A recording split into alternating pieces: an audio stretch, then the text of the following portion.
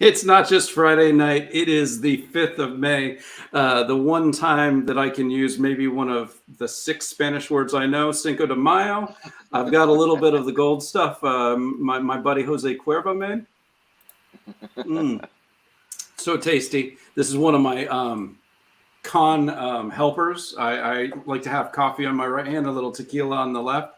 That's the way I get through my comic conventions. I know, Will, you get through with water and Powerade, right? How do you get through a comic convention without a little bit of the helper? I'm not right. You're okay. I'm not right. Well, we're going to have a great show tonight. We've got 4 great projects. We've actually got 6 projects that are running because Will and I are doing our own, but we've already done our deep dives on TART and crossover division. So you're going to have to check the YouTube page if you want to know a lot more about that. But what we're going to do with our panel of guests, we're going to ask you to introduce yourselves and your project. I talked about a comic convention. If someone was going past your booth, Keith, if somebody was coming past your booth, how would you get their attention on your project in about 30 seconds or less? Yeah, sure. So yeah, Animals is it's a painted comic. It has a digital painted look, and cool. It is a story where animals have been infected by some kind of mysterious virus, and they are not only turning on humans and seeking revenge on them and killing them, they also appear to be coming back from the dead to do the same thing. Nice. I realize we have 2 Davids, so let's do David Tinseltown. Right. So Tinseltown is a period crime drama about one of the first female police officers in Hollywood. It's been called LA Confidential meets Boardwalk Empire. And in real life, my mother was a police officer, so it's also my tribute to her. Oh, that's a great pick. Patrick, we've had Brian on before, your co-creator of Black Cotton, but I don't believe we've met you, so I'm going to let you do your 30-second pitch on Black Cotton. What we do is, the more we know you, the more you have to wait. So you had to wait because of your Brian connection. I apologize. But let's get into Black Cotton if someone hasn't heard of it. Well, Black Cotton, definitely happy to be here. Black Cotton, 30 seconds is basically, it is a flip of the social order that you are known to live in right now. So black and white is actually flipped in Black Cotton. It's a billionaire black family who has a son who has, he's a cop, and basically he shoots a minority white woman, but she lives.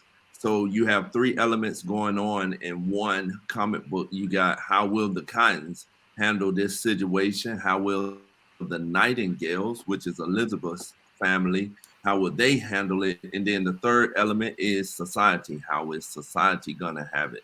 This is volume 2 that we're coming out with now. And it takes place a year later. So it is just a phenomenal series, and happy to continue it. Yeah, excited to get into it. All right, let's do a little Camilla Unbound, David. You're muted, David. I think we got to mute Dave. David's being so nice to his mutant so he doesn't mess anything up. No, that's okay. I do it all the time. You may want to mute me once you hear me for a while. So Carmilla Unbound, number 1. We usually give everybody at least 15 seconds to mess up before we bring out the band hammer. So I have a little bit of leeway. It's a not safe for work thriller. It's featuring the original literary vampire reborn in blood, sex, and magic. It's based on the erotic novella by Sheridan Le Fanu that inspired Bram Stoker's vampire tale 26 years later. Carmilla Unbound is for people who think Dracula would have been better if it had more lesbians and wasn't so long-winded. That's with our good friend Clay Adams. So we're gonna see if Clay pops in. We're gonna see if Brian Hawkins pops in. But the books are going to be able to talk about one way or another. I'm going to tell one little story about Cuervo that popped in New York Comic Con. My buddy Chris, who draws Underwars and co-writes it with me, we'll throw a shot to each other. He handed me. Basically, he puts them in little shampoo bottles. So he handed it to me, and I drank it, And I looked at him, and he looked at me like, what the hell are you doing? And I didn't realize he had like filled it with like 3 to 4 ounces of tequila. But I was hyped up on the show. I was like, it'll be fine. It'll be fine. 2 minutes later, somebody walked up. I stood up, and I couldn't speak. I literally stood up, and I went. And I looked at Chris, and I pointed at the person on the shoulder. He said, I got this one. I went down, I grabbed my coffee, drank my coffee. I recalibrated for 10 minutes, and then I was good to go. So got people, if you do this, be careful. Don't be a Kevin. Will, let's do a crossover division pitch. Stories are invading reality, threatening to fracture it beyond repair, and only a English professor and a research librarian have the smarts and knowledge to save us from an unhappy ending. All right. And I've got about an hour left on Tart, so I'm going to give a 30-second pitch. If you want to get there, I would love to do you to back it while you listen to these great projects. It's a time-traveling demon hunter. She doesn't know where she is when she wakes up. She doesn't know when in time she is when she wakes up. She knows there's a demon causing trouble, and it's up to her to stop it. This issue, she is searching for a demonic serial killer and has to decide whether she's going to keep missing them or work with the son of the devil to stop it. So that's it for Will and I. We're going to get into these great comics. Let's kind of do it. Let's go back in the opposite order. Let's do Carmilla Unbound. It's the oldest character. So I'm going to pull up the screen. David, did you come to Clay with this idea? Did Clay come with you? What was the genesis of bringing this character back out of the public domain? Well, we do an anthology called Nightmare Theater. I don't know if you know that book. And a lot of so if any of you guys want a story in the next one, we were trying to do it this fall, a Nightmare Theater 3D in 2023, but things got pushed back with the printer with Nightmare Theater 2. That's a whole other issue, but basically we had this idea, I think even before Nightmare Theater. So Clay had mentioned that there's a public domain character named Carmilla, and I didn't really know this novella. I don't know if you guys knew it before or not, but 26 years before Bram Stoker's Dracula, this is the first vampire story. And he's like, yeah, she's a lesbian and this and that. I said, hold on. I said, are you telling me that there's a lesbian vampire public domain character and we're not doing a book on it? So I was like, this kind of seemed like the Venn diagram of what could work on Kickstarter, especially lately.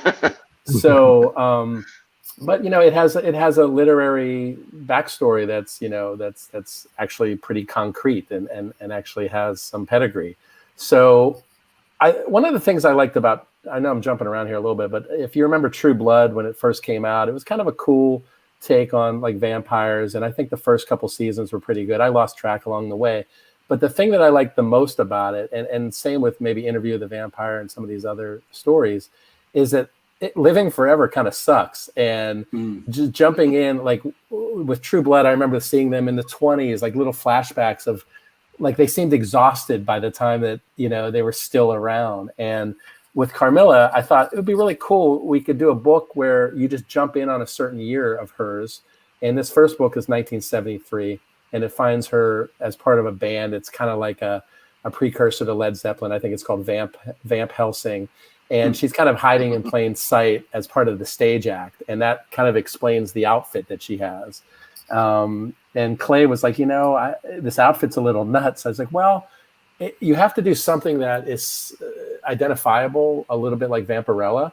And here we have a character that is the original vampire. Why don't we put her in a C outfit instead of like a V and play with that? And there's a reason for her wearing it. And there's a reason for the sex. And there's a reason for the violence. It's not just to do it. It's all kind of there in the character. Now, the original novella is a little staid, a little, I don't want to say boring, but, it's a little slow and languid. Yeah. But it's a cool read, and it's short. It's not a long book. But I love the idea that this is predating Dracula by 26 years, and it's a female vampire. And in the book, she feeds on young girls, and by the time we're in our story, she's realized what her power is, and she can kind of use it for good. and we kind of formulated that she's a Victorian era Dexter. So taking out the bad guys, throughout history and just popping in different time periods. So we kind of had our cake and ate it too with the covers and with the story. But I thought it'd be a really fun book and something that would really work on Kickstarter and something that we could do that's not a series. Like we don't have to worry about 1, 2, 3, or 4 and doing it a year or two in between. We can they're one-offs, but there's a thread that kind of like is the overall story.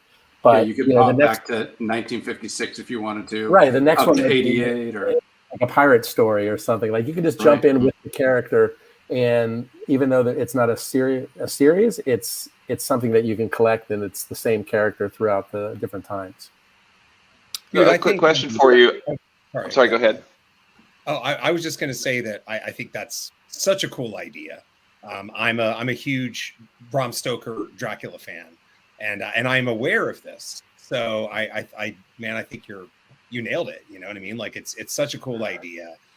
And the fact that there's not enough known about it, or enough done with it. I mean, it's a great public domain character too. So props to you. Well, Amy Chu just did a book that came out like 6 months ago or something. And, when we first started this, we're like, oh, no one's been doing this at all. And I looked up some things. There was a Canadian web series. There was a movie a couple years ago, and it was based on the book. And it was it was almost like Remains of the Day vampire. It was very, Merchant in Ivory. So we're trying to kind of take it up a notch and kind of bring her into the modern world, even though this first book is 1973. We just love the idea of doing that. And really it was based on a short that we did in Nightmare Theater 2 called Carmilla Comes Again that I wrote. And it's set in San Francisco in 1973. So what we did is we just went back a little bit before she gets there. And we may add that story as an add-on into the Kickstarter campaign if you kind of want, a little extra. So yeah, it's been fun to play with and really kind of exciting to see how it's taken off a little bit. I backed it. Thanks for backing it. I will be back. If I haven't backed yours yet, I'm backing all of yours. It's just I have a 2-year-old here at home and I'm exhausted all the time, and so I have dad brain, old dad brain. Yeah, I've got a 6-month-old puppy. I know what you're talking about. Yeah, but I'm much older, so it's a whole different story. Have you and Clay kind of sit down and maybe established kind of a linear timeline so you can decide, what's changed, from 100 years ago or 200 years ago with the character? Or is it just kind of she is how she kind of became, and then that's how she is throughout, the different situations that she's going to find herself in? In Carmilla Comes Again, we had some backstory about that, about like the girl finds her diary, and really in the novella, she finds this girl that's like her love of her life, and they've dreamed about each other, and in our story, she's searching for the reincarnation of this girl, Laura, and in the Carmilla Comes Again, she sees this girl that she meets called Arl, and it's an anagram, and in Carmilla, there's a lot of that. She's the Countess Karnstein, and Merkala is her name. So if you rearrange the letters, it's Carmilla. It's kind of a really weird, trippy book. So we wanted to do that with some of the other characters and bring some of the flavor of that novel into what we're doing. So the backstory in Carmilla Comes Again is she got tired of being part of what they call the weaker sex and started to really take it to the men. And after so many decades or whatever of doing what she did, she realized she could do more and she has to do more. And becoming almost like a vampire vigilante was kind of a cool angle that we liked. And, she uses sex, and then she kind of devours them like a Black Widow. So it's a fun book, but it's also got like a kind of a progressive angle to it. No, that's awesome. Nice. How did you guys get the art team together? Well, Ismael Canales, who is a great artist, he did a short for us in the first Nightmare Theater called Nightmare, which was with a K. It was a theme ride like Pirates of the Caribbean, and the kids get on and all kinds of hell breaks loose. But we really loved his stuff. We found him through an agency, and he's in Spain. And he's done some books that we really liked, and we didn't know if we could get him, but he was available. So he did that. And then he he did Carmilla Comes Again, and so we just wanted to keep the team together. We brought Melissa White on as an editor, and she was very instrumental in like shaping the story and getting us kind of in line with what we wanted to do. And it's then, nice probably to have a female, psyche, and not necessarily the gaze, but a female psyche to be like, all right, I know where you guys are going to. Here's the line. She might have helped you get to the line too. We were very aware of that, and so she wrote a story on Nightmare Theater 2, and I really liked. She was in my film. I did a film called Mary Tyler Millennial, where she had a small part, but she made the most of it. It was really funny, and I really liked her since I first met her. And I liked her book Nightmare, and so yeah, she was great, and so we want to keep this team together. Ismail's art is great. Alex Zeef, who does the Monster Matador books, is the colorist, and she is great. So if we can keep that team together and have a consistency with Carmilla, even though it's not a serial, I think it's really cool that we'll have that same team doing the book. And the plan was to do it every other year, and then Nightmare Theater would be every other year, and just kind of alternate them. But we'll see. Clay's kind of a beast. If he can do them once a year, I'm fine with that. But he handles the heavy lifting with the actual Kickstarters. That's awesome. That's awesome. I did see in the background, we do have a special guest star. Brian is in. I wanted to get you in as soon as we could. Brian, great to see you, buddy. Hey, so I'm late to the party, guys. Nah, it is, you know what? Fashionably late. You know how to make an entrance, and that's all we care about. That's what we'll sum it up to. Sounds good. Yeah. So with Carmilla, where is the line? I mean, obviously it's not safe for work. You're very honest with that with your audience. It looks sexy, it looks gory. So where is the line? Are you constantly pushing yourselves forward, or are you holding yourselves back? How do you and Clay have those conversations? I'm sure with Melissa. You're muted again. Sorry. Clay comes from Fried Comics, and they did PBOW with Pregnant Bitches of War, and I did Baby Badass, and Baby Badass was like a take on the 90s comics, so it was over the top, violent and sex, and it was kind of having fun with that genre. And then my second book I did with Peter Murrieta called Henchman, Rafael Garcia Henchman. It actually just got optioned by Universal NBC. Hey, congratulations. Yeah, well, awesome. They re-upped the option. So we had it optioned last year, and they just re-upped it again. Now there's a writer's strike, so we have no idea what's going to happen with it. But that was the second one. That's more comedy. And then Nightmare Theater was horror, and we wanted to delve into all types of horror, and that's cinema-inspired horror. And so that line was kind of already drawn. Now, there are Kickstarters that go way further, and I don't think either one of us was comfortable with that because that's just not our style. But I hold up Charlie as an example with Galarian. He spun off Galarian from White Ash, which White Ash is just a gorgeous book, and it's like that's like sexy PG-13, and Galarian's like an R. And so that's the line that I think we're at. If there's a reason for sex and violence, then it makes sense. Then that's great. If it's just done just to do it and try to snag a corner of that audience, to me it's not worth it. We still want to do a really good book with a good story and interesting characters. And if you have some of that, that's fine. Those are the comics I like. So that's the line to us where it's not just a TNA book. Like, we don't want to do that. As a reader, my line is, if you put TNA on the cover, I want TNA in my book. It's not bait and switch, and it's in the book. It's definitely in the book, but there's a reason for it, and there's story as part of it. In this story, I don't want to give too much away, but she thinks she finds her love, and there's a very nice love scene, and there's some other stuff here and there, but it's not like it's not a sex book. Certainly not that at all. Right. Yeah. Awesome. Well, that is awesome, Camilla Unbound, but Brian came in, and we gotta move through these things. So I let's get into Black Cotton. You missed the 30-second pitch, but Patrick killed it. I'm going to pull up the page. If somebody, I was able to read the first volume through Scout Comics. If someone missed that, Brian, Patrick, how did you guys come together to start working on this series? Who had the idea first?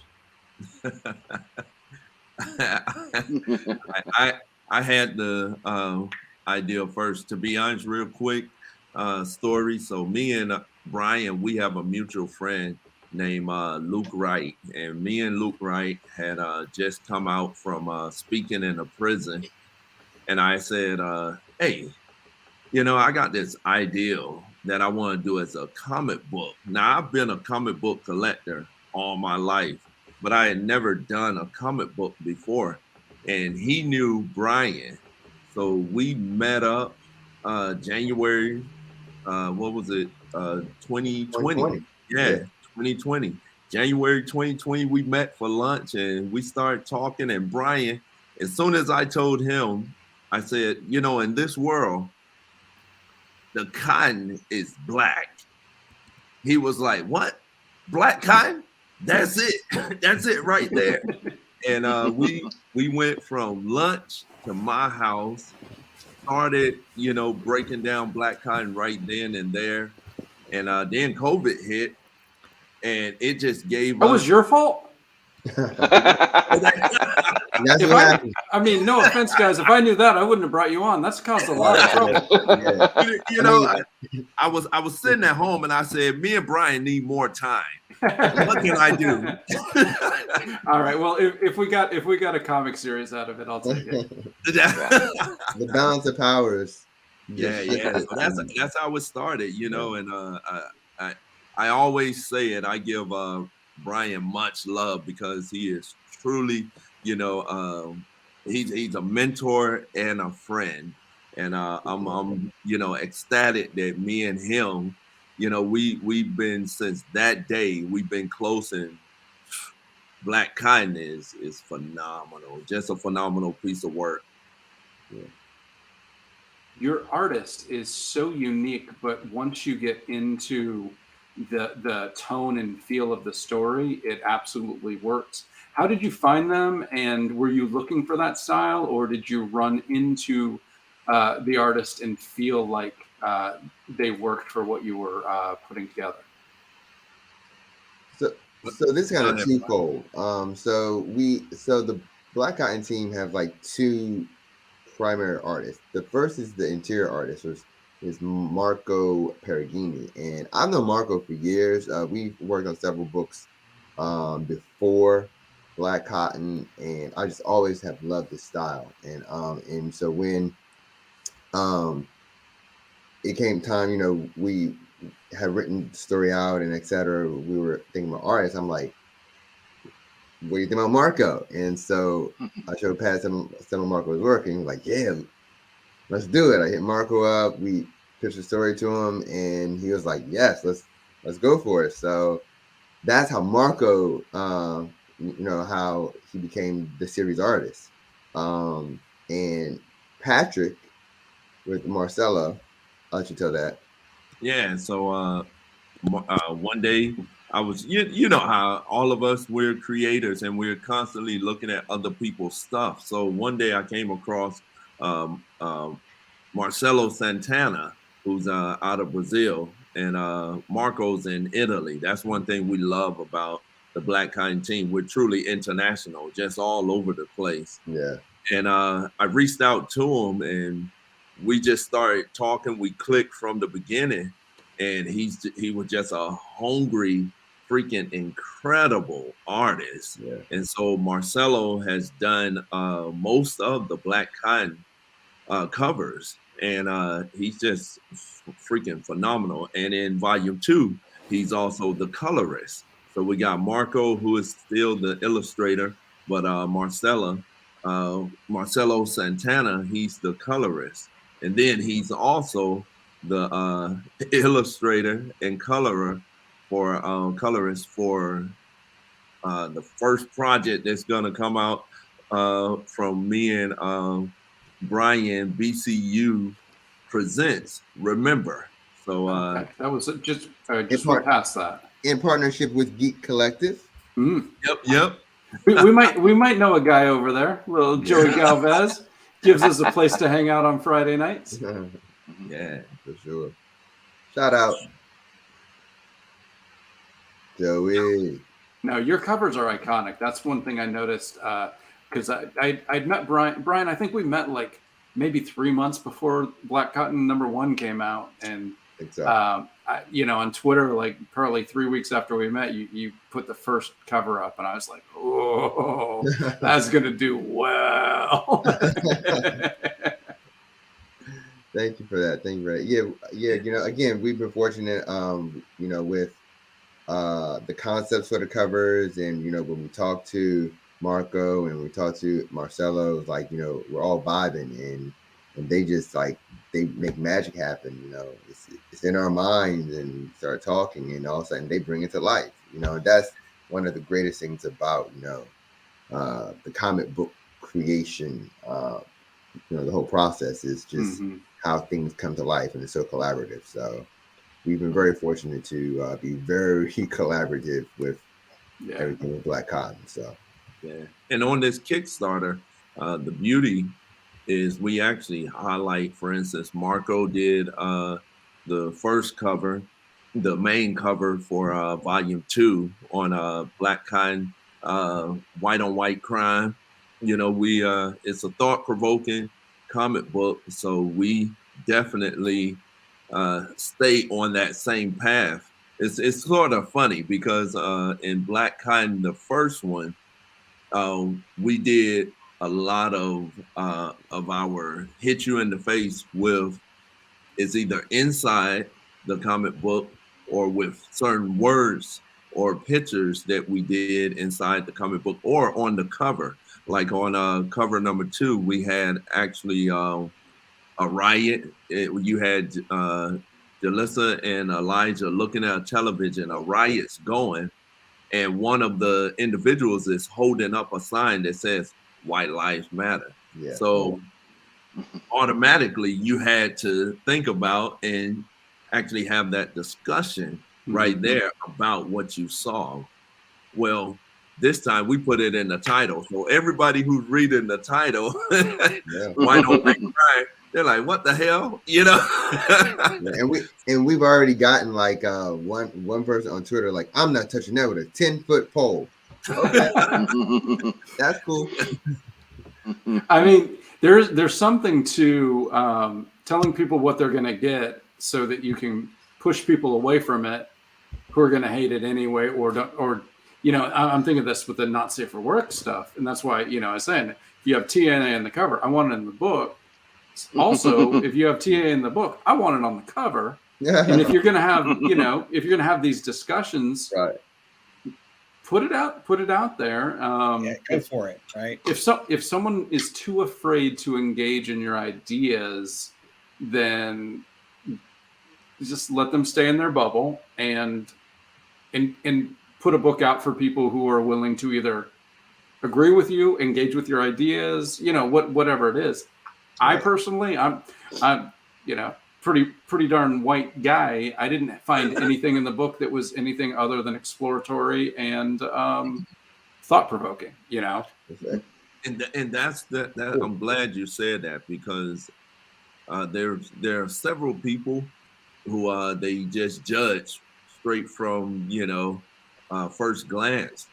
But we had a review that was done, and the one fact that the reviewer really loved, they was like, it wasn't a preaching. They even he even stated at the beginning he thought that it was going to be one of those type where you're driving at something and you're trying to preach, and he was like, it's not a preaching comic book. He loved that whole fact that it was really open for you to have your own discussion. And that's what we want. We're not looking to preach. We're looking to entertain and just give you something to think about. Edutainment. Its finest.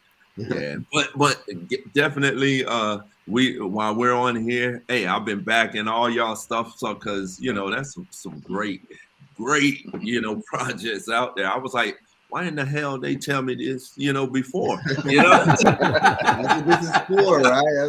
I did the same thing. Man. I'm just I'm picking each person's time so I can then hop on and back instead of trying to.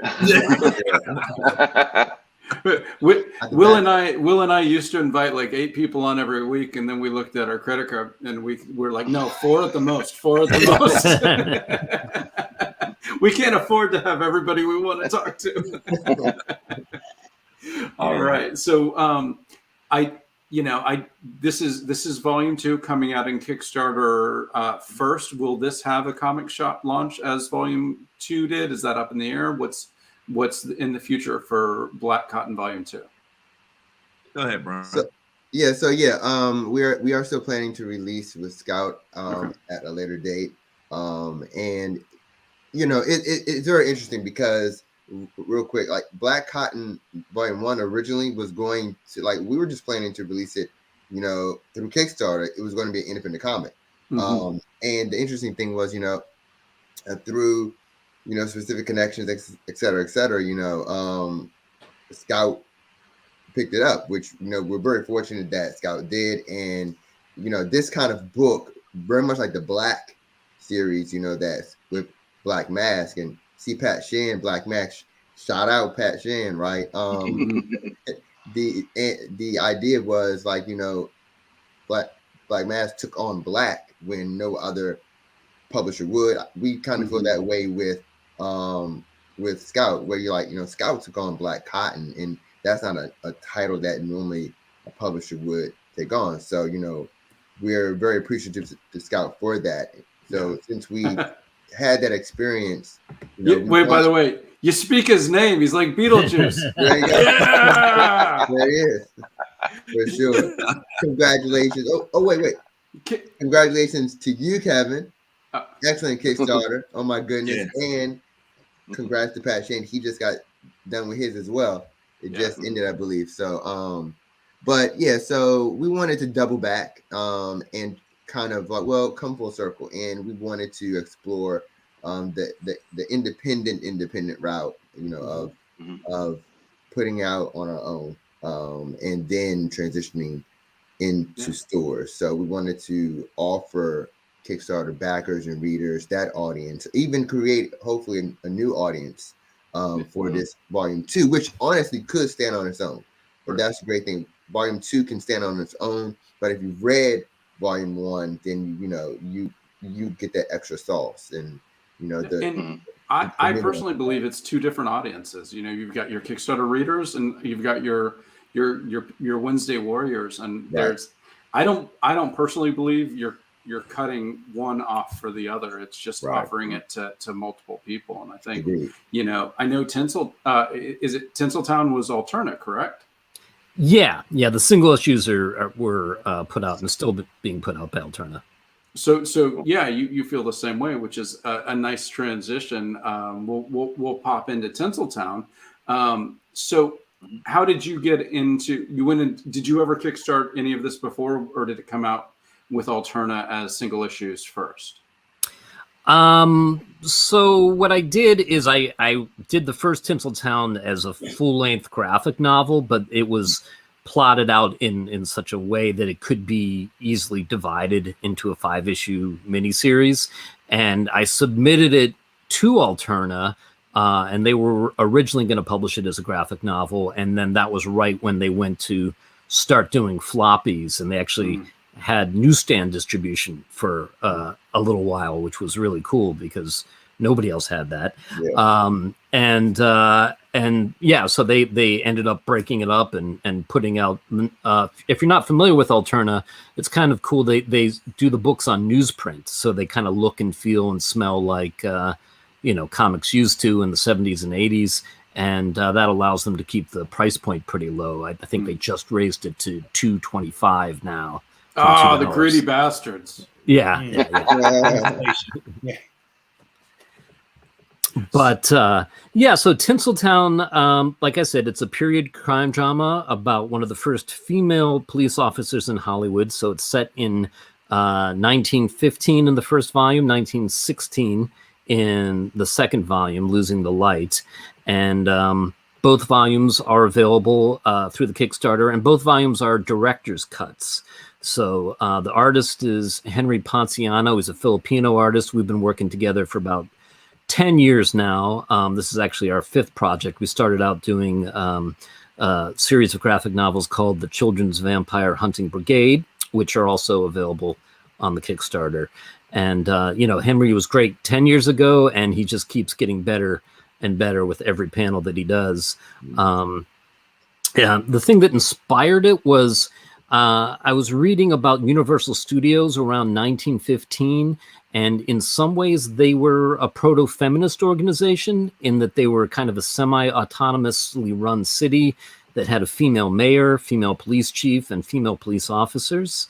But on the other hand, they were not above exploiting those officers by marching them in short skirts and parades to appeal to more prurient interests. Not a movie studio in 1915. That's got to be bullshit.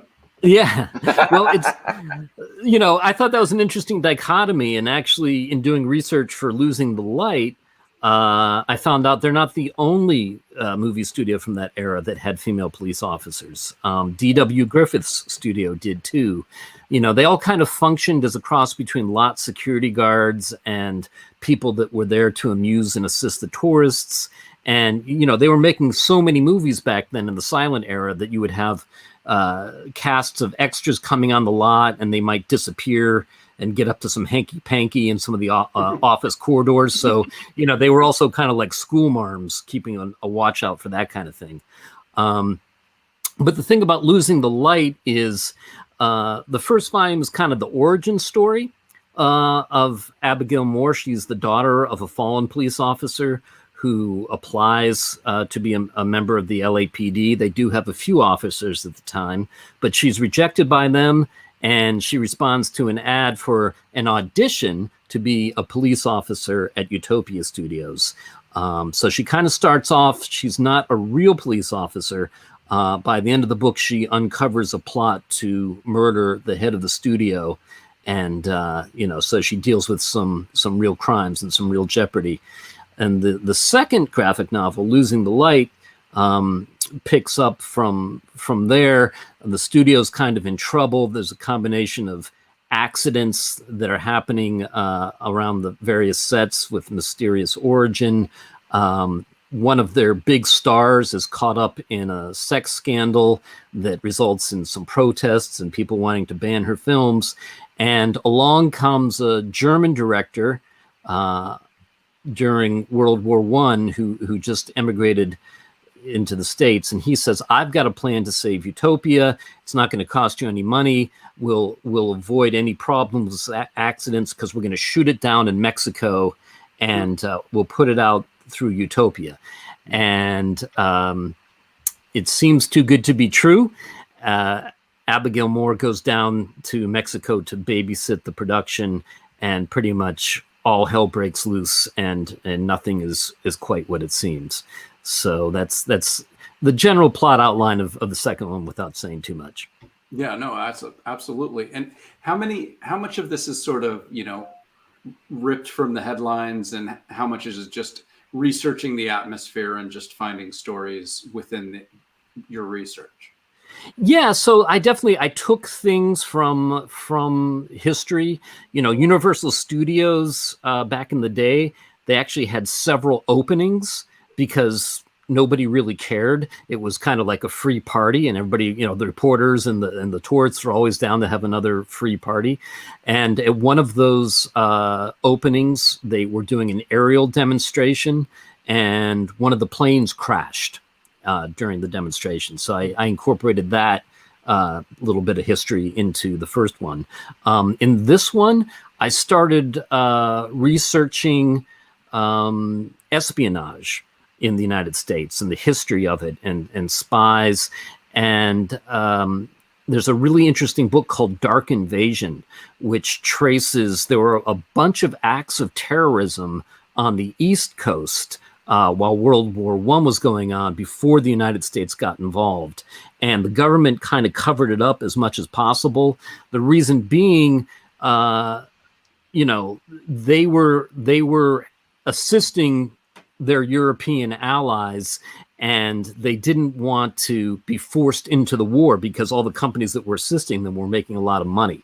And so it wasn't in the government's interest to let the people know what was really happening, but ships were being blown up, things like that. So I thought to myself, well, there was probably some activity happening on the West Coast too.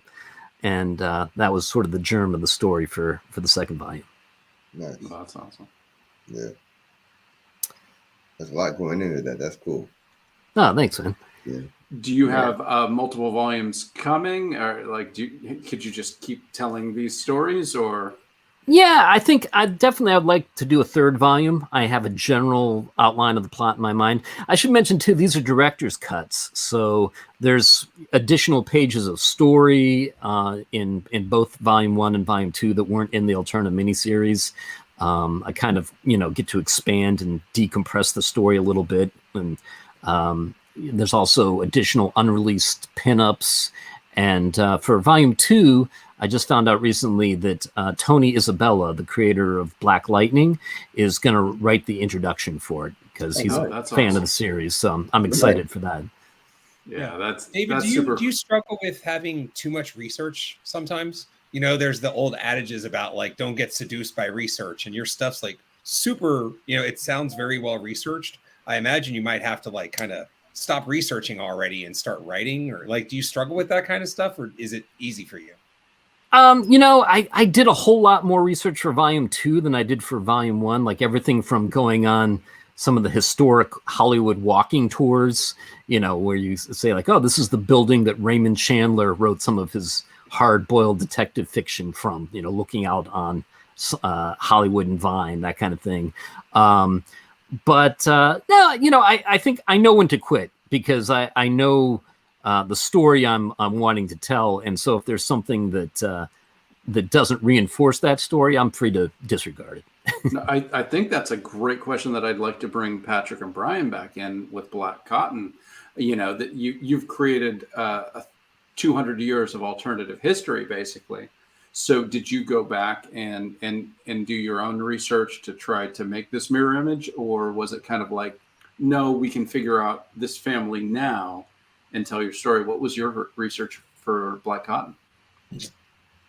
So it was kind of a mixture. Yeah, hybrid for sure. Where like we wanted to focus on really the present. Because a lot of times, when you go into telling a story that is that is race sensitive or social classes, well, let's just stick with race, like race sensitive. Those stories tend to go to like one place, slavery. And what we wanted to do was not go to slavery, because that then puts the story into one category. We wanted to tell a new story, a different kind of story, one that began with empowerment, one that began with looking at what humanity might have been if the roles were reversed. And really, it's much the same, but then we will have the ability to, by starting in the modern time, we will have the ability to deconstruct. And that's what we're doing as the BCU expands. We are deconstructing it, and you're finding out different aspects and elements of it as you move forward, instead of going with like an origin story. And we wanted that vehicle to be the family, because because with family there's intimacy, and you become invested in the characters, and and that's how we learn about each other. It's seeing each other, it's seeing the characters and what they're going through. So there is research, but we've done it in a very deconstructive way. Right. Blake's Buzz in the comments says it's a stacked house tonight, fellas. Get your wallets ready. Well, Brian, it's really interesting because Black Cotton does what the best science fiction does, which is that cognitive estrangement. It forces you, the reader, to see something from a much different viewpoint, right? And hopefully, and as it needs to be done, hopefully that happens with people who are picking this book up. So bravo. And I'll say this real quick. Me and Brian, especially at our beginning talks and discussion, there was one question that we really wanted. I would say that really drove why we took slavery out, because we wanted people to ask themselves this question: could the nation or the place that we are right now, if we remove that out of our history, will we still be at the same place? Because for some reason, sometimes, and what I'll say is, we always sort of look for a reason why we are where we are. Meaning, whatever situation you're in life, you know, you're always looking, what mistake did I make, or what caused me to be here? Yeah. So we wanted to remove that excuse or that element from history so people could really take a look at, okay, if that was never there, would the state of our nation, would the state of the world still be at this very point that we are right now? Or could it be different? And by people looking at that question, a couple of things happen. They will either have a revelation that, you know what, wow, you know, we could have still got to the same point even with that, without that in our history. And then they'll also take a look and say maybe this, okay, you know what, I can change what is right now. You know, by just taking a look at it, you can say, okay, you know what? There's a way we can change how we are right now for the better. And that's what we're hoping. We're hoping that people who read Black Cotton, by them having that self-dialogue with each other, that empathy comes into play. And if we have more empathy when we're having discussions with other people, then you really grow through those conversations instead of debates. It seems like right now more people are debating instead of having conversation, which is why you're having more conversations that are ending with destruction or violence. People just can't talk anymore. Yeah. Yeah. No, Well, that's you true. know, it's that all sounds amazing, but your book will not be able to be discussed in Florida schools anymore. Dang it. Sorry. As a Floridian, I resemble that remark. Yeah. You can only get 49 to 50. That's it. You can cap. You're capping out. It's at coming. 49.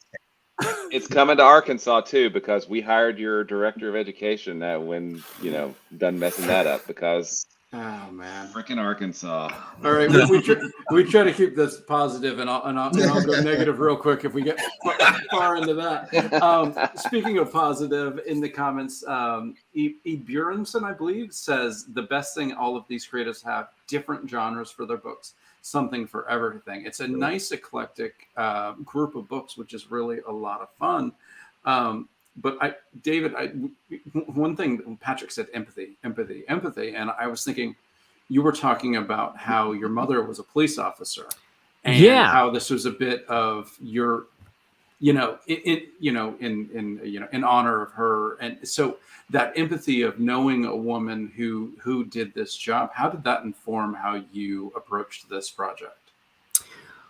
Well, yeah, I saw how hard it was for her as a woman to be a police officer in the 80s and the 90s. And so, I looked back at the history of females in police work, and, extrapolating backwards, it was only harder, the further back you go.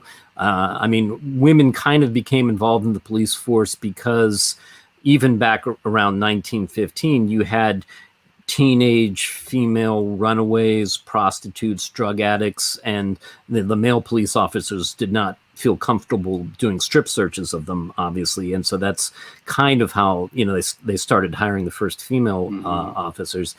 But yeah, my mother basically became a police officer because when I was in first grade, my parents got separated and ultimately divorced, and she needed to go back to work and find a career that she could earn a decent living to support her son and, the lifestyle I had been accustomed to. And, so she grew up, she always loved Nancy Drew books, and she thought to herself, I could do that. And in some ways, it was stressful because I saw her, she got a meat cleaver thrown at her one time, and it missed. So that was good. She and her partner apprehended a murderer, and they would have gotten an award for that, except that their captain forgot to tell them about the ceremony. So he just collected it for them. But, my mother always said, and this kind of relates to perhaps to Black Cotton, she always said that most police officers are good people, imperfect people trying to do a very difficult and often dangerous job. She said there are also police officers who are as bad or worse than any of the criminals we ever arrest, and unfortunately the system is set up to protect them. So that's something I get into in Tinseltown as well. So my buddy Justin Douglas says, Mother's Day is coming up. You're sounded like a badass. Yeah, my mother unfortunately is no longer with us. But she I did get to read her the embryonic script of the first Tinseltown, and she appreciated it. She had some criticism. She said, make sure it's good, but make sure you avoid cliches. She was my biggest fan, but she wasn't a pushover. So I like family members who will tell you what's what. That's good. It is. It's good to have honest feedback. Yes. All right. Well, it is 11:51. We got to get to Keith. We gotta check out Animals #1. Keith, as I pull up the screen, I noticed that, like Black Cotton, you have a very specific and cool and interesting artistic style on your book. How did that come to pass? Yeah. Well, first of all, if we're approaching midnight on the East Coast, I mean, you got to go with the horror book, right? So yeah. We bookended it. We started with horror. We're ending with horror. Yeah. So no, I like that. I like taking us home on into midnight here. So yeah, the artist that is actually Carlo Romero, who did the cover, but that art right there is the interior art to the book. It's by an Australian digital painter named Ed Condon. And I found him through a submission inbox for, like my publishing company for Invader Comics, which I'm part of. I joined Invader way back in the day because I was a creator who was just selling my own book and was across the aisle from the company that is now Invader. And one thing led to another. My book went to Invader, or 215 at the time, 215 Inc. And then I became kind of part of the company, which is something I love. I love, putting my comics out there. I love putting, good comics out there by anybody. So Ed, like I love Ed's painted style. It's moody, it's atmospheric, and it's a bit vague. And I like that. I think it works really well for the story that I'm trying to tell in Animals, which is also meant, I want it to be the kind of book that you sort of feel and you sort of experience. And I think Ed's interiors deliver that. When I was first thinking of who to use for the artists, I didn't want it to be a standard comic look. I love comics. I collect far too many of them. And but that's not what I wanted for this. I'm a huge Bill Sienkiewicz fan. Oh yeah. And this, so I He's like fine. that feel. He's okay. What's that? He's okay. Yeah. He's fine. He's done a good thing or two, right? Like, I mean, if that's only the only guy you can get, whatever. So yeah, I liked that Ed had a nice, moody paint vibe, and then, and so yeah, Animals, we were talking about pandemic a little bit. In a lot of ways, it's my pandemic story. It kind of takes Patrick. It takes two things that I just sort of twisted one time when I was thinking. One time I was out running at night, and I live in California, and where there's critters and rodents everywhere. So I was running down a hill, and it was dusk, and there was a coyote there, and I looked at the coyote for a second, and then it held for a moment, and then just turned tail and darted around into the woods, and I was thinking, like, what if it didn't? What if it didn't do that? What if some of its friends were waiting for me, and something bad happened? So that was like kind of thing number one swirling around.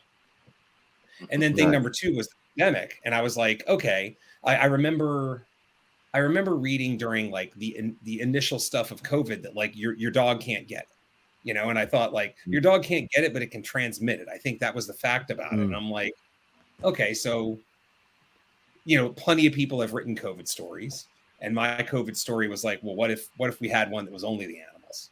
And what if it was highly contagious? And it's like, and what if it made them like want to kill, like the coyotes that I was thinking of on the run? And that's kind of how they came together. So, the story starts with the lead character who's a sheriff, and she gets a call from one of her common hunters, and the hunter basically says, one of my buddies got killed by an animal that came back from the dead. So you go through and you have that thing happen. And that's the first vignette. It's like 6 months ago. And then we jump ahead to another thing that I think was 1 month ago, and a total, no relation. They come in and they tell a story where a bear hunted them with human-like intelligence and killed his buddy and was stalking him, and like it felt like he was taunting him. So that's how the story begins. And then she ends up getting a call from, I think it's Fish and Wildlife, the agent there, and they end up getting to the cause of this, right? Or at least getting to what they think is a plausible theory. And Animals is going to be a 2-issue limited series. By the end of issue 1, you have a really good idea of, at least you have some hints on what is going on and how much worse it is absolutely going to get. So I like to think that issue 1 ends on a nice moment where you're like, oh my God, what the hell is going to happen next? And a whole lot more wild stuff is going to happen in the second issue. Cliffhangers. Yeah. Is the second issue fully written, or are you waiting until this Kickstarter to write it No, out? yeah, I read. I mean, you were scrolling through the tiers, and the one tier I like a lot is the horror double feature. So this is my first foray into like full horror. I've been writing a giant monster book called Kadoja, and that was the book that first got me with 215 Inc. now Invader. It's Kadoja, and it's basically giant monsters, but like H.P. Lovecraft meets giant monsters. It's a Godzilla movie at its most horrific. Meeting up with a good old fashioned black and white horror film, and so.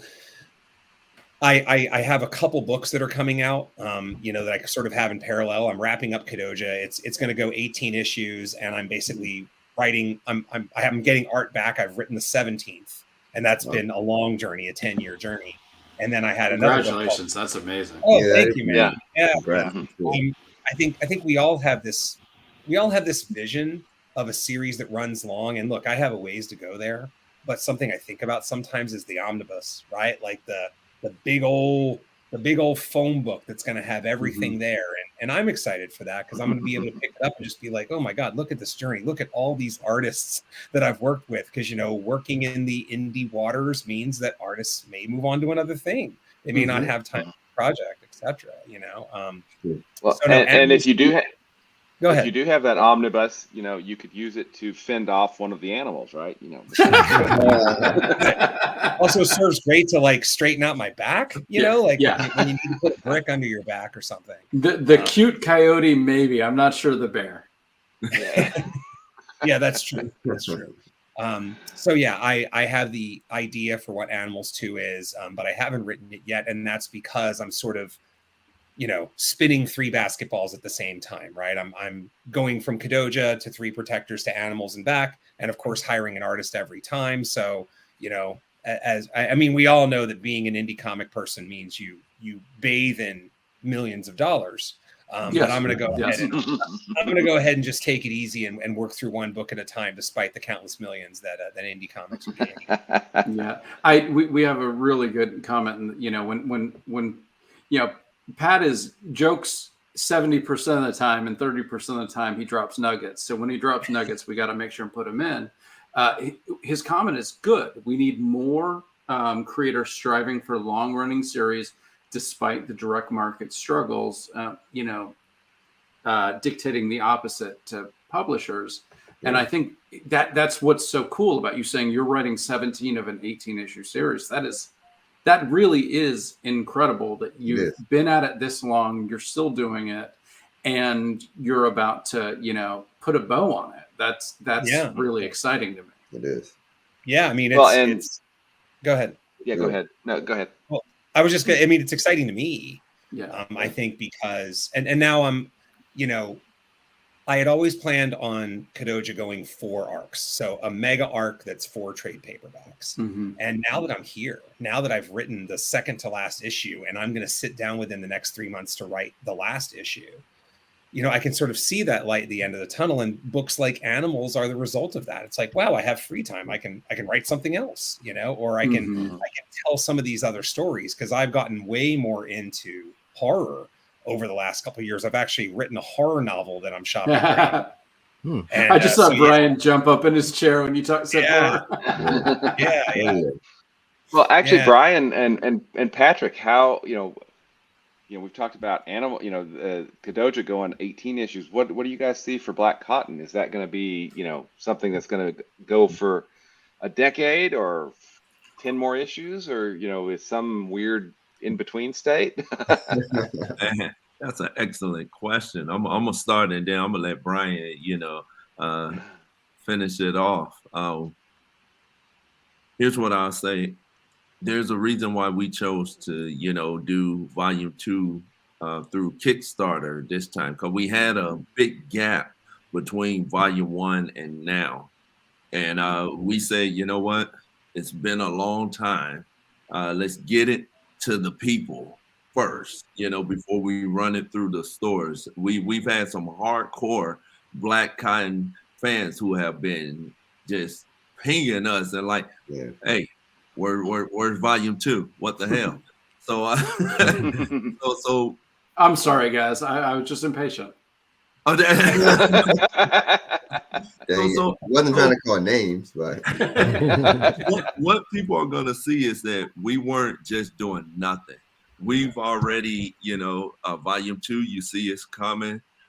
We've already mapped out volume 3. We've also mapped out a one-shot that's gonna fill in that 1 year gap, because volume 2 begins 1 year later. So there's gonna be a one-shot that is gonna fill in that gap. We're also gonna have the Keshinomi Twins spinoff also. So we've been working hard. We've been working really, really hard with Black Cotton. And then we also have BCU Presents, which is we got Just As, we got Remember, we got Brian. You know how Brian's got an audio drama coming out. Did I see this week?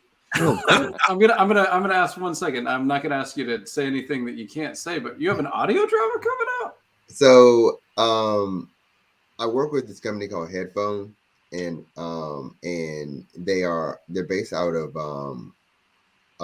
India, and so I met them through LinkedIn, and they put me on for audio drama that is their IP, and they wanted me to kind of there's an Indian version and they wanted an American version, so I've been contributing to the American version. So yeah, nice, cool. That's cool. Yeah, it's been cool. You're the first person I've ever heard in my entire life that got a job off LinkedIn. Congratulations.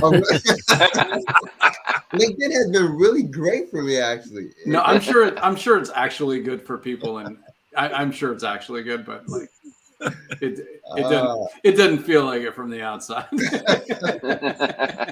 It feels like lawyers trying to show each other their diplomas, but that's from somebody outside of LinkedIn.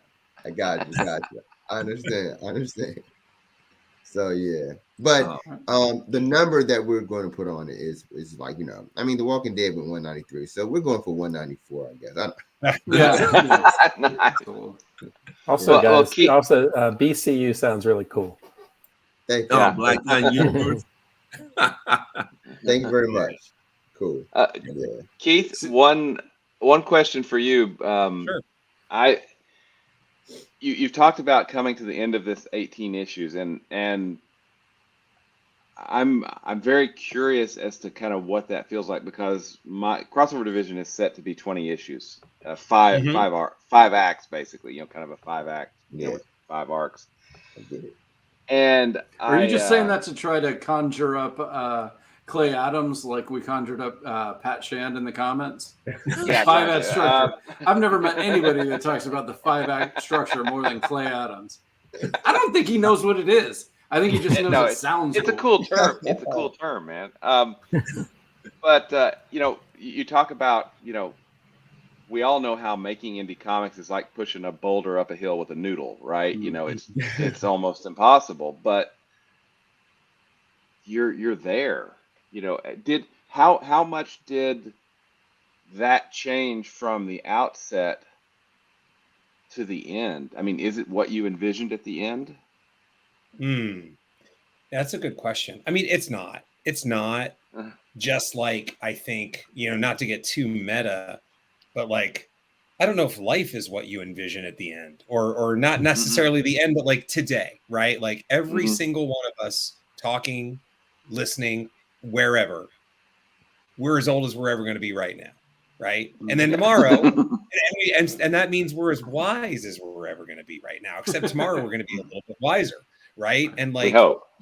like no one can tell you, like you can't tell yourself where this journey is going to take you. And so I love every step of the journey. Man, I had I mean, when we first signed to 215 Inc., we waited 16 months so that we could re-release the first 5 issues. I've had to throw away 15 pages of art that I paid for because the story didn't work. I mean, those are some of like the worst parts, but like there's the best part too. And you get through it, and you're always getting better at telling stories and all that stuff. So it's great, but it's also, because pushing this boulder up a hill with a noodle was so fun. You sign up for it again. Now I don't know if I'm going to make another 18 issues of anything, right? But I would love to make another 18 issues, period, whatever they're going to be, So if it's 2 issues of animals and then this other book, 3 protectors that I'm working on, so be it. But 6 years ago, I had no idea that I was going to write a novel, and I wrote a novel. All of us. There's a lot of stuff that none of us know we want to do that 5 years from now we're going to do, and I think that's super cool. So I hope that answers the question. It's like it's not what I expected, and it was a crazy journey, but I don't regret a second of it either.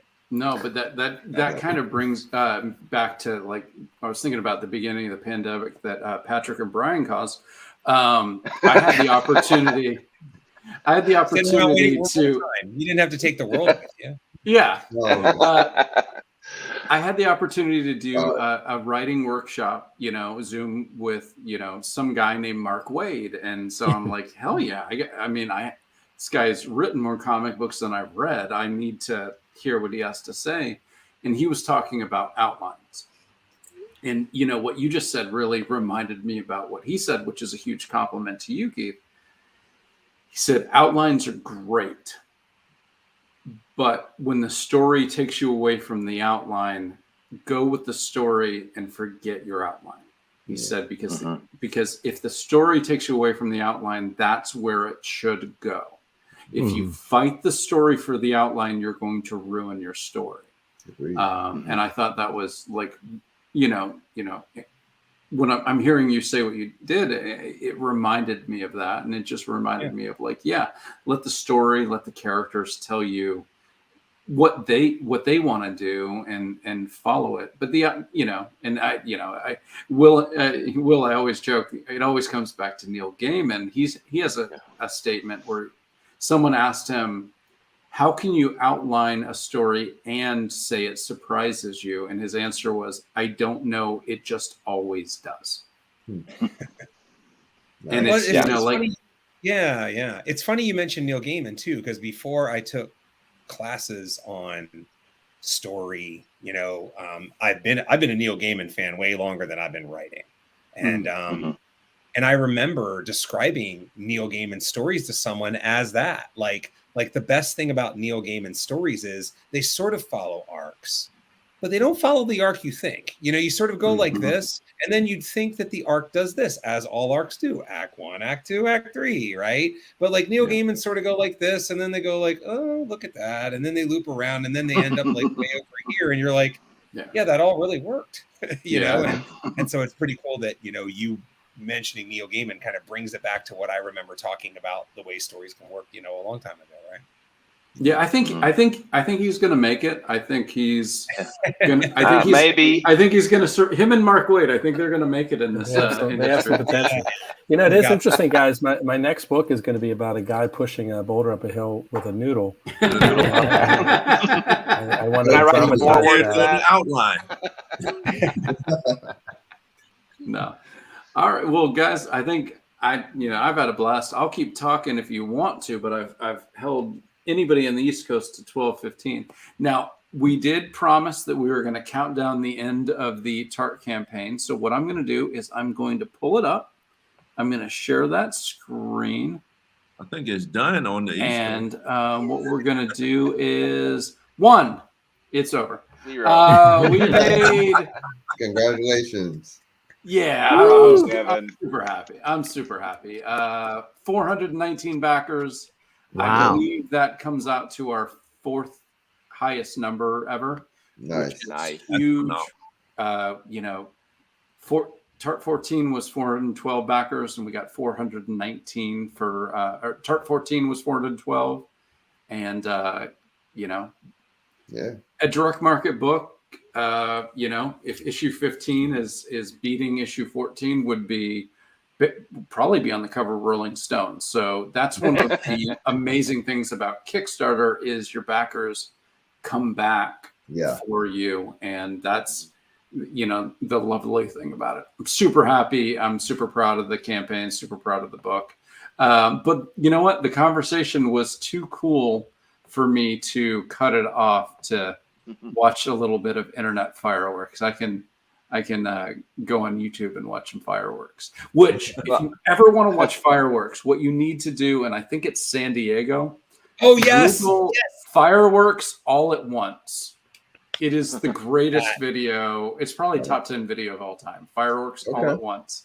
Dude, I watch that like once every 4 months just to laugh and enjoy it. It is so great. It's so great. Now, I'm going to do one thing. I'm going to do the Wayback Machine to the beginning. I was telling the tequila story from New York Comic Con without any idea that my buddy Chris might be watching. So, if you missed the start of the story, New York Comic Con, I needed a little bit of liquid courage. My buddy Chris, he's the co-creator of Underwars. He's the artist and co-writer. He hands me a shampoo bottle of tequila, which I, take down like a champ. But instead of a half a shot like I just took, it was about 3 ounces. And, I gulped it down. It's kind of, but I'm a trooper. And someone comes up to the booth, and I went up to talk to her. And as I remember the story, I couldn't talk, but I had just had way too much tequila.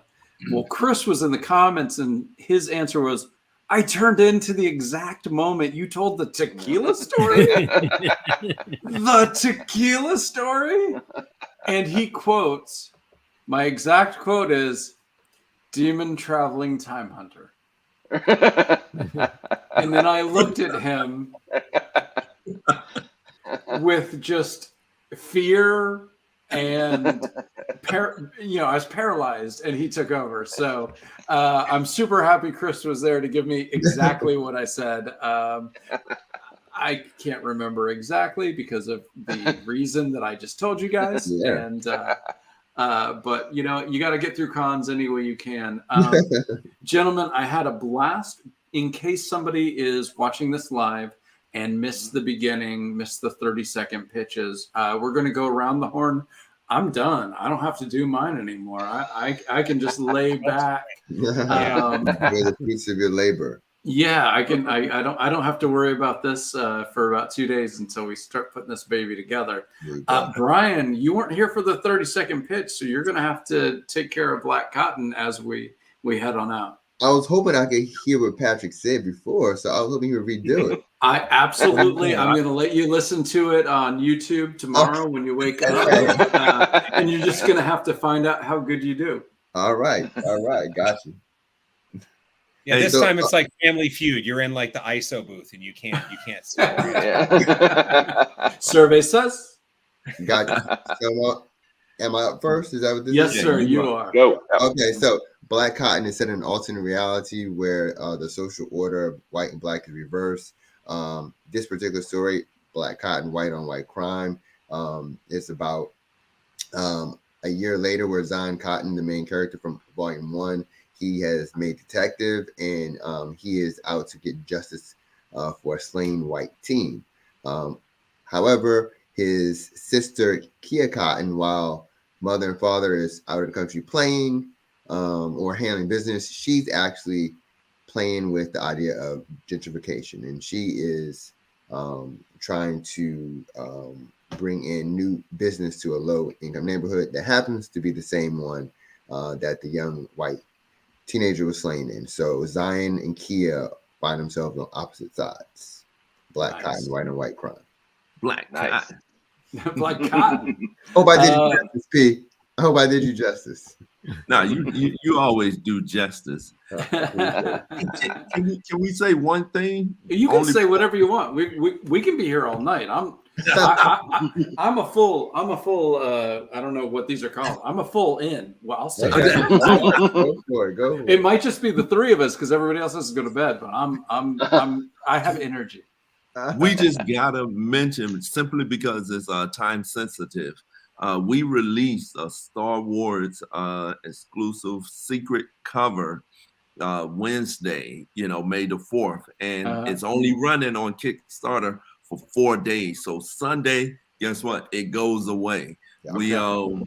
We figured, hey, we'll let the people, drive that one. So just wanted to make sure that everybody knew, hey, it's only up there for 4 days. Give me 2 seconds. I saw it as we drove through, but I will show it on the YouTube page.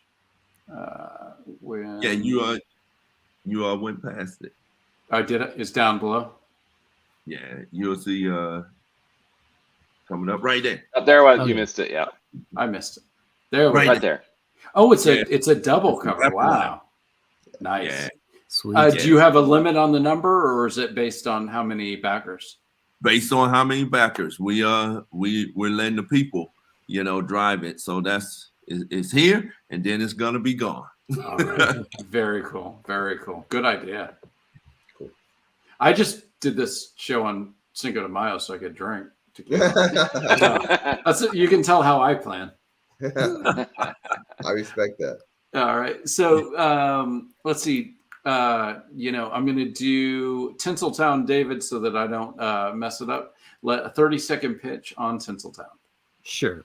Tinseltown is a period crime drama about Abigail Moore, one of the first female police officers in Hollywood. That's been called LA Confidential meets Boardwalk Empire. It's also my tribute to my mother, Miriam Lucarelli, who proudly served the Pittsburgh Police for 20 years. It collects both miniseries put out by Alterna Comics. The first volume looks something like this, with art by Henry Ponciano. It's a Filipino artist. Like that. Yeah. And the second volume is called Losing the Light. Both volumes are director's cut editions, so they feature additional unreleased story pages and pinups, and an introduction in volume 2 by Tony Isabella, creator of Black Lightning. All right. Carmilla, David, let's pop through that. You're on mute. I wanted to be consistent. Every time I talked, I'm on mute. You know what? I appreciate that. If you're gonna come even keel. Yeah. So Carmilla Unbound, #1. It's a not safe for work thriller featuring the original literary vampire reborn in blood, sex, and magic. She's crossed oceans and centuries searching for her one true love. After one night of passion, she thinks she's found her in Los Angeles, 1973.